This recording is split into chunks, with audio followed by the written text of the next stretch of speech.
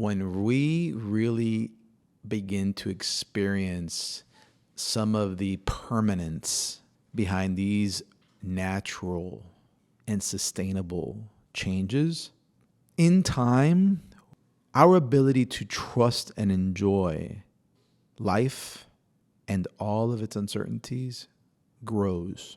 Even in light of really, really often terrifying stories, because you've wired yourself differently. You've wired yourself very differently.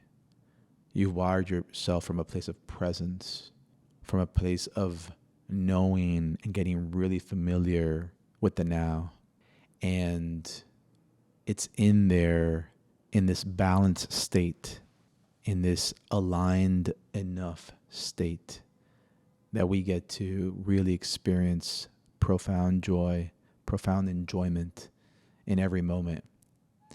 And in the light of uncertainty, trust that life has a way of figuring itself out and has a way of teaching us what it needs to teach us.